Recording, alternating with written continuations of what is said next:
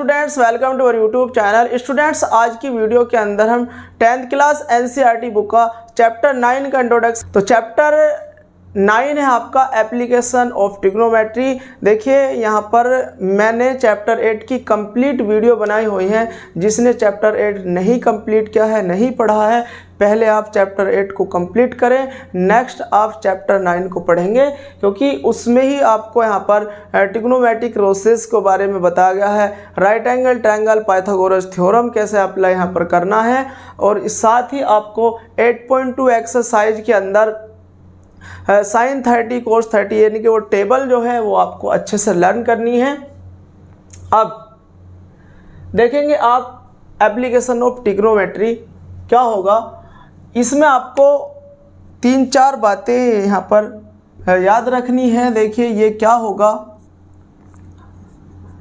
Angle of elevation, साथ ही आपका सेकंड नंबर है angle of depression,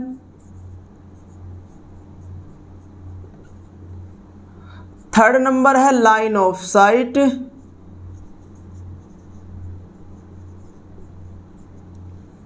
four number है आपका हॉरिजॉन्टल लाइन।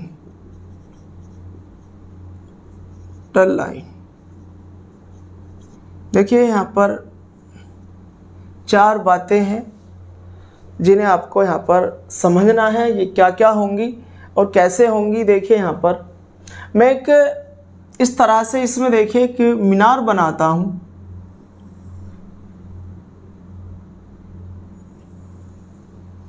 चलिए मैंने कोई यहाँ पर एक ऐसे ही एक मीनार बनाई हुई है इस तरह से। ये मीनार है हमारी एक, इस तरह से एक मीनार बने आपने, और मीनार से कुछ डिस्टेंस पर एक लड़का कोई व्यक्ति या इंसान खड़ा हुआ है। मान लिया यहाँ है वो लड़का, यहाँ खड़ा है, यहाँ ये लड़का खड़ा है, यहाँ पर ये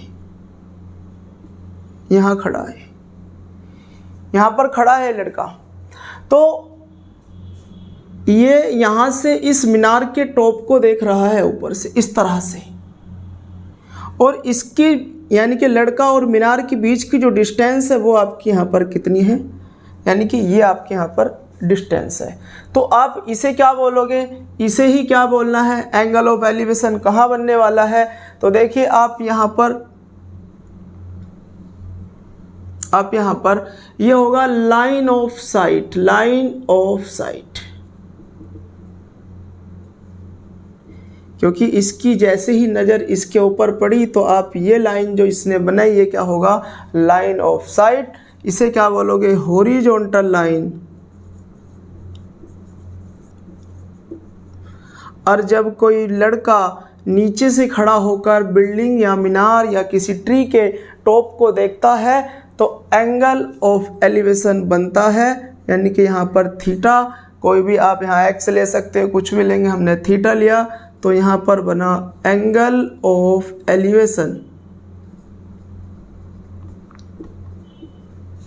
एंगल ऑफ एलिवेशन। इसी तरह से आप देखिए हॉरिजॉन्टल और लाइन ऑफ साइट के बीच में क्या बन रहा है, एंगल ऑफ एलिवेशन। बस आपको जब नीचे से कोई लड़का बिल्डिंग के टॉप को देखेगा, मीनार के टॉप को देखेगा या किसी ट्री के टॉप को देखेगा तो एंगल ऑफ एलिवेशन बनेगा। इसी तरह से नेक्स्ट क्या है आपका, यहाँ पर मान लो ये एक यहाँ पर अब की बार ये मीनार के ऊपर चला गया, यहाँ से ये यहाँ आ गया, ये यानी कि ये भाई साहब आ गए यहाँ, ये मीनार के टॉप पर खड़े ऊपर तरह से। तो ऐसे ही कुछ यहाँ पर एक मान लिया गाड़ी खड़ी है, कोई कार खड़ी है या वो जा रही है या कुछ भी है इस तरह से। देखिए यहाँ पर एक गाड़ी, मैं इसे खड़ी ही मानूँ, यहाँ पर स्टैंड है, ये इस तरह से कोई गाड़ी है। चलिए गाड़ी ही बना देता हूँ मैं, ये बन गई गाड़ी, ये गाड़ी बन गई आपकी।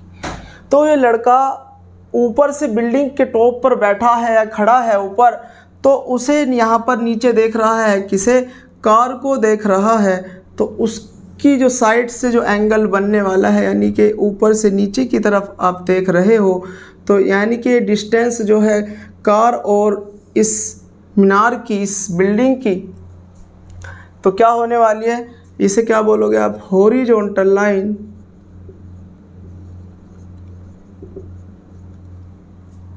इसी तरह से आप यहां पर देखेंगे, ये होगी line of site, line of site. बस आपको इसमें angle of elevation, angle of depression समझना है, क्योंकि मैंने बताया कि हॉरिजॉन्टल लाइन और लाइन ऑफ साइट के बीच में जो एंगल बनेगा उससे क्या बोलोगे आप, angle of elevation, angle of depression. देखिए अगर मैं यहाँ एंगल बनाऊं तो ये यहाँ तो एंगल ऑफ एलिवेशन ही हो जाएगा। तो आपको क्या करना, देखिए इस हॉरिजॉन्टल लाइन के पैरेलल यहाँ से एक लाइन आपको इस तरह से ड्रा करनी होती है, इस लाइन के पैरेलल आपने एक ड्रा बनाई। अब एंगल ऑफ डिप्रेशन यहाँ नहीं बनेगा, क्योंकि हम जानते हैं कि हॉरिजॉन्टल लाइन, ये आपकी हॉरिजॉन्टल लाइन हो गई, क्योंकि आपने इस लाइन के पैरेलल बनाई इसे। तो आपका जो एंगल ऑफ डिप्रेशन बनने वाला है वो एंगल बनेगा आपका यहाँ पर, कहाँ बनेगा, यहाँ पर बनेगा, जिससे आप बोलोगे एंगल ऑफ डिप्रेशन।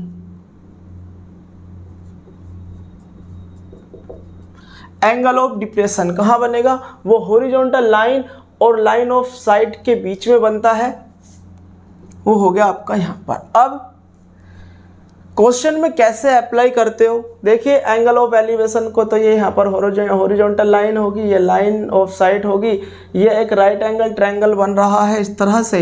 अब जब राइट एंगल ट्रायंगल है तो ये परपेंडिकुलर होगा, आप इसे बेस से हाइपोटेनियस मानते हो, यानी कि यहाँ आप वही आपके ट्रिग्नोमेट्रिक रेशोज हैं, साइन, कोस, टैन, कोट, सेक, कोसेक, उनका यूज़ करके आपको इन क्वेश्चनों को सोल्व करना है। लेकिन अब बात इसकी आती है, सर हम इसे कैसे सोल्व करेंगे, क्योंकि हम तो एंगल ऑफ डिप्रेशन वहाँ बना रहे हैं, यहाँ पर परपेंडिकुलर, यानी कि ये हो गया बेस, हाइपोटेनियस ये हो गया, हम इसमें कैसे, देखिए थीटा जो है, एंगल जो है आपका, ये एंगल आपको यूज इसे ही करना है, इसे ही करना है, क्योंकि आप जानते हैं कि दो लाइन जब पैरेलल होती है, एक ट्रांसवर्सल लाइन होती है इस तरह से, और जो एंगल यहाँ बनता है वो एंगल यहाँ बनेगा, यानी कि ये एंगल दोनों आपस में इक्वल होते हैं, क्योंकि अल्टरनेट इंटीरियर एंगल का कॉन्सेप्ट आपने पढ़ा है 9th क्लास के अंदर। तो ये एंगल और ये एंगल आपस में इक्वल होगा, क्योंकि ये लाइन और ये लाइन कैसी है, पैरेलल है, इसलिए आप इसे ही यहाँ पर यूज़ करोगे। जो एंगल यहाँ बनेगा आप इसे ही आपको यूज करना है। तो क्योंकि interior angle alternate interior angle आपस में इक्वल होते हैं जब दो लाइन पैरेलल होती हैं, एक ट्रांसवर्सल लाइन होती है, तो ये यानी कि जेड की फिगर में जो एंगल बनते हैं अंदर इस तरह से, इन्हें क्या बोलते हैं आप, अल्टरनेट इंटीरियर एंगल, ये आपस में इक्वल होते हैं। तो आई होप ये बातें आपको क्लियर हो गई होंगी। अब देखिए एक एग्जाम्पल लेकर के क्वेश्चन करते हैं। इन्हीं से आपने यहाँ क्लियर कर लिया line of site, horizontal line, angle of elevation, angle of depression, यही इसका इंट्रोडक्शन था। अब इसमें एक एग्जाम्पल लेकर के इन्हें और अच्छे से क्लियर करते हैं।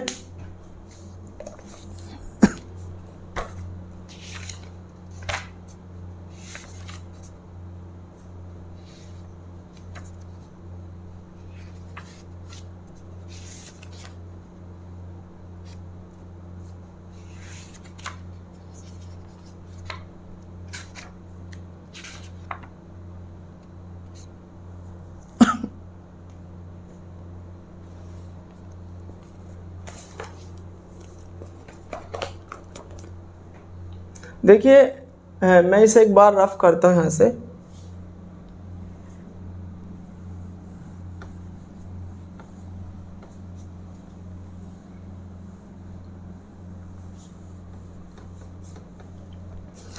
देखिए एक एग्जाम्पल है, इसका एग्जाम्पल नंबर फर्स्ट है, आप इसे ही देखेंगे यहाँ पर।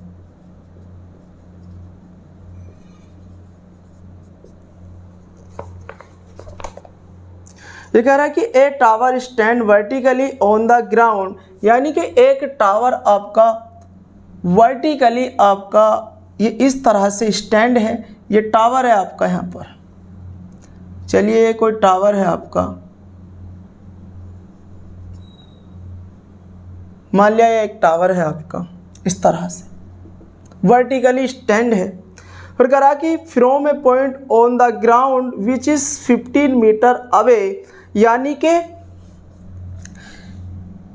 ये ग्राउंड से किसी पॉइंट से, यानी कि कोई पॉइंट है यहाँ पर, कोई पॉइंट है और ये यहाँ से कितनी डिस्टेंस है इसकी, अवे कितनी दूर है, ये 15 मीटर है। कितना है यहाँ पर, ये 15 मीटर आपको दे रखा है।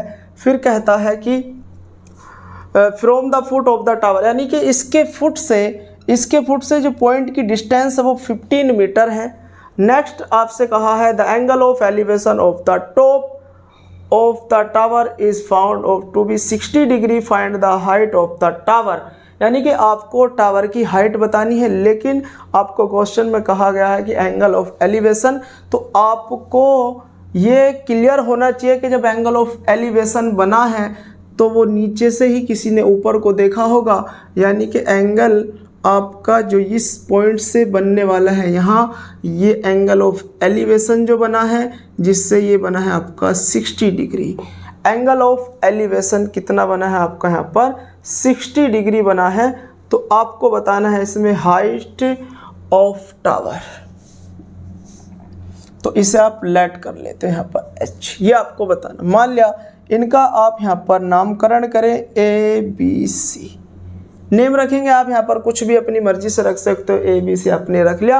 आप अच्छे से जानते हैं कि राइट एंगल ट्रायंगल बन रहा है, और राइट एंगल ट्रायंगल में आप अच्छे से ट्रिग्नोमेट्रिक रेशोज को यूज करना जानते हो कि जब आपके पास में परपेंडिकुलर होगा और बेस होगा तो ये ऐसा कॉन्सेप्ट क्या होता है, देखिए इसे ही याद रखेंगे। पाकिस्तान भूखा प्यासा, हिंदुस्तान हरा भरा, आप इसे याद रखेंगे, हिंदुस्तान हरा भरा, इस तरह से। तो देखिए साइन कोस टेन, टेन होता है परपेंडिकुलर अपॉन बेस, तो 60 यानी कि थीटा आपके पास है, परपेंडिकुलर आपके पास है और ये आपके पास बेस है। तो देखिए सबसे पहले इसमें आपको क्या करेंगे, लेट करेंगे, let the height of tower. जो आपसे पूछा गया है ना, आप उसे लेट कर ले। सबसे पहले जो आपसे पूछा गया है आप उसे ही लेट करेंगे, ये आपने यहाँ पर लेट कर लिया h मीटर, और ये आपको गिवन है इसमें, ये क्या है जी, आप इसे AB भी ले सकते हैं यहाँ पर। ये AB कितना है आपका यहाँ पर 15 मीटर हो गया, और यानी कि आप इसे यहाँ पर BC बोले तो BC इक्वल टू हो गया आपका h मीटर। ये 15 मीटर हो गया। थीटा आपके सामने क्या है, 60 डिग्री है। अब देखें आप यहाँ पर फिगर से ही आपको समझ आ रहा होगा, क्योंकि ये होता है साइन कोस टेन, टेन होता परपेंडिकुलर अपॉन बेस। तो आप देखिए थीटा यहाँ पर लगाएंगे, यूज करेंगे आप यहाँ पर टेन थीटा इक्वल टू होता है परपेंडिकुलर अपॉन बेस। थीटा आपके सामने कितना है, थीटा 60 डिग्री है, परपेंडिकुलर h है, बेस अपॉन आप कितना है 15 है। इस तरह से आपको करना है। अब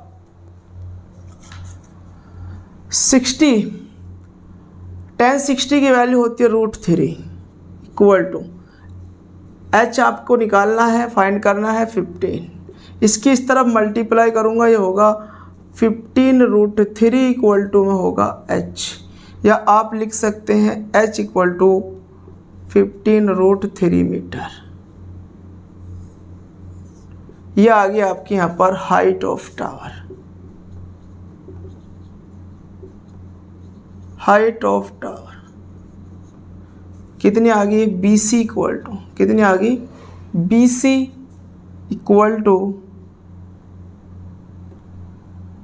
15√3 मीटर।